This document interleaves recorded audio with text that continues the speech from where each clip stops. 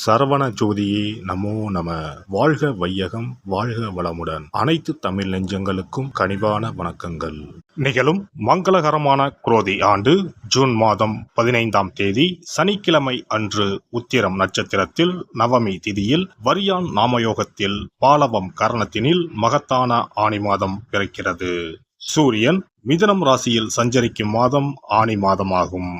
உத்தராயணத்தின் கடைசி மாதமாகும். ஆன்மீக சிறப்புகள் கொண்ட மாதம் இதுவாகும். இம்மாத கிரகநிலைகள் என எடுத்துக்கொண்டால் மேசராசியில் செவ்வாய் பகவான் ஆட்சி பலத்துடன் உள்ளார். ரிஷபராசியில் குரு பகவானும், மிதுன ராசியில் சூரிய பகவானும், சுக்கிர பகவானும், புதன் பகவானும் இணைந்துள்ளனர். கன்னி ராசியில் கேது பகவானும், கும்பராசியில் சனி பகவானும், மீன ராசியில் ராகு பகவானும் உள்ளனர்.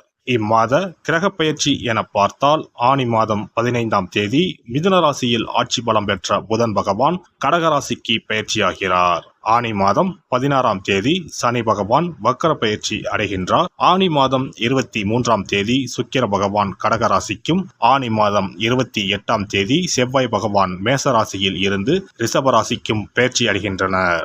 இந்த கிரக அமைப்பினால் உங்கள் வாழ்வில் இம்மாதம் ஏற்படக்கூடிய மாற்றங்கள் என்னென்ன என்பதனையும், ஏதாவது அசுப பலன் ஏற்பட்டால் ராசிக்காரர்கள் செய்ய வேண்டிய பரிகாரம் என்ன என்பதனை பற்றியும் காண்போம்.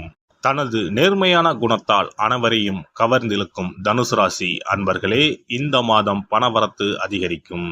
எடுத்த காரியத்தை செய்து முடிக்க இருந்த தடை தாமதங்கள் நீங்கும். கொடுத்த வாக்கை காப்பாற்ற மிகவும் பாடுபட வேண்டியிருக்கும். எனவே யாருக்கும் எந்த வாக்குறுதியும் அளிக்காமல் இருப்பது நல்லது. அடுத்தவருக்கு செய்யும் உதவிகள் சில நேரத்தில் உங்களுக்கு எதிராகவே மாறலாம். கவனமாக செயல்படுவது நல்லது.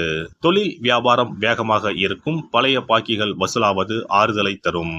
புதிய ஆர்டர்கள் கிடைப்பது வேகமெடுக்கும். பங்குதாரர்களிடம் இருந்து வந்த பிரச்சனைகள் அகலும். தொழிலை விரிவுபடுத்துவீர்கள். பணிபுரிவோர்கள் மிகவும் கவனமாக தங்களது பணிகளை கவனிப்பது நல்லது. மேல் அதிகாரிகள் சக பணியாளர்களை அனுசரித்து செல்வது நன்மை தரும். மேலிடத்தில் இருந்து ஒரு இனிப்பான செய்தியை பெறுவீர்கள். குடும்பத்தில் இருப்பவர்களுடன் வாக்குவாதத்தில் ஈடுபடாமல் இருப்பது நன்மை தரும். கணவன் மனைவிக்கு இடையே மன மகிழ்ச்சி ஏற்பட அனுசரித்து செல்வது நல்லது. பிள்ளைகளின் கல்வியில் கவனம் செலுத்துவது நன்மை தரும். வழக்கு விவகாரங்களில் ஈடுபடாமல் தவிர்ப்பது நல்லது. உறவினர்கள், நண்பர்கள் அனுசரணையுடன் இருப்பார்கள். பெண்களுக்கு எதிலும் காலதாமதம் உண்டாகும். சொன்ன சொல்லை காப்பாற்ற பாடுபட வேண்டியிருக்கும். பண வரத்து தாமதப்படலாம். அரசியல்வாதிகளை பொறுத்தவரை பெயரும் புகழும் அதிகரிக்கும். கட்சி மேலிடத்தால் பாராட்டப்படுவீர்கள். தொண்டர்களின் ஆதரவு உங்களை உற்சாகப்படுத்தும். கட்சியில் புதிய பொறுப்புகளையும் பெறுவீர்கள். அவற்றை நேர்த்தியாக செய்து முடிப்பீர்கள். கலைத்துறையினரை பொறுத்தவரை வாய்ப்புகள் குறைவாக இருந்தாலும் பணவரவு சீராகவே இருக்கும். ரசிகர்களின் ஆதரவு அமோகமாக இருக்கும். உங்களின் திறமையினால் புகழை தக்க வைத்துக் கொள்வீர்கள். மாணவர்கள் பாடங்களை படிப்பதில் மெத்தனம் காட்டாமல் இருப்பது நல்லது. நட்சத்திர பலன்கள். மூலம் நட்சத்திரம். இந்த மாதம் நல்ல சிந்தனை ஏற்படும். மனோபலம் அதிகரிக்கும். சாதுரியமான பேச்சால் எளிதாக எதையும் செய்து முடிப்பீர்கள். உங்களின் நற்பெயருக்கு பங்கம் வரலாம். தைரியத்தை மட்டும் எப்போதுமே இழக்கக்கூடாது. போராடம் நட்சத்திரம். இந்த மாதம் சகோதரர்கள் வகையில் பகை வரலாம். அவர்களுக்காக விட்டு கொடுத்து வாழ்தல் நலம். உத்தியோகஸ்தர்களுக்கு மதிப்பு உயரும். போட்டிகளை சமாளிப்பீர்கள். உங்களுக்கு எதிர்பார்க்காத பதவிகள் கிடைக்கும்.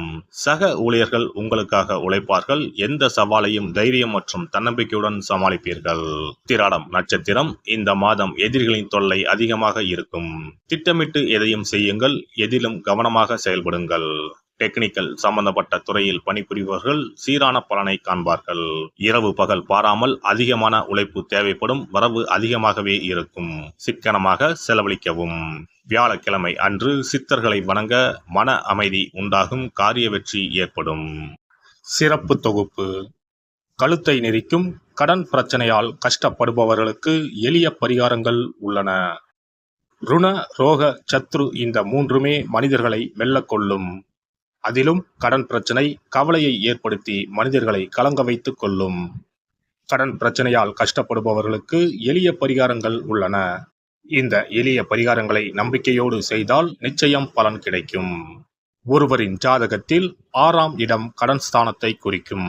கடன் பிரச்சனையால் இன்றைக்கு பலரும் தற்கொலை செய்து கொள்கின்றனர். சக்கரத்தாழ்வார் அருள் இருந்தால் கண்டிப்பாக கடன் பிரச்சனைகள் நீங்கும். பெருமாள் கோவிலுக்கு சென்று சனி மற்றும் புதன்கிழமைகளில் சக்கரத்தாழ்வார் சன்னதியில் துளசி மாலை சாற்றி 12 முறை வலம் வர வேண்டும். ஒவ்வொரு முறை வலம் வரும் பொழுதும் கடன் தீர்வதற்கு மனமுருக நம்பிக்கையோடு வேண்டிக் கொள்ள வேண்டும். தொடர்ந்து 12 வாரங்கள் செய்தாலே கடன் பிரச்சனை தீர்ந்து மன நிம்மதி ஏற்படும். மேசராசியில் பிறந்தவர்கள் தயிரை கொண்டு இனிப்பு பலகாரம் செய்து ஒவ்வொரு வெள்ளிக்கிழமையும் மாலை வேளையில் பசுவுக்கு கொடுத்து வர கடன் பிரச்சனைகள் தீரும். விருச்சிக ராசியில் பிறந்தவர்கள் ஞாயிற்றுக்கிழமை அன்று லட்சுமி நரசிம்மருக்கு காய்ச்சிய பசும்பால் அல்லது பானகத்தை பிரசாதமாக வைக்க வேண்டும். 48 நாட்கள் இந்த பூஜையை செய்தால் கடன் தொல்லையில் இருந்து விடுபடலாம். ரிஷபராசியில் பிறந்தவர்கள் ஜவ்வரிசி கொண்டு இனிப்பு தயாரித்து அதை வெள்ளிக்கிழமை என்று பசுவிற்கு மாலை வேளையில் கொடுத்து வர கடன்கள் அடைந்து சுகம் பெறலாம். துலாம் ராசிக்காரர்கள் பசும்பாலை சுக்கிர ஓலையில் வில்வ மரத்திற்கு ஊற்றவும். 24 வெள்ளிக்கிழமை செய்திட நிச்சயமாக கடன் தீரும். வெள்ளிக்கிழமையில் அரச மரத்தடி விநாயகருக்கு அகலில் 11 தீபமும் 11 முறை வலம் வந்தும் வழிபட்டால் கடன் தீரும். மிதுன ராசிக்காரர்கள் தினசரி சிறிது தயிர் சேர்த்து குளித்து வரவும். கடன்கள் நீங்கும். மாலை வேளையில் சூரிய தரிசனம் அஸ்தமனத்துக்கு முன் செய்து வரவும். கன்னி ராசிக்காரர்கள் சனிக்கிழமைகளில் உளுந்து வடை தானம் செய்யவும். அதை நீங்கள் உண்ணக்கூடாது. மேலும் துளசிக்கு தினசரி நீர் வார்த்து ஒரு மண் அகலில் நல்லெண்ணெய் விளக்கேற்றி வைக்க ருண நிவாரணம் பெறலாம்.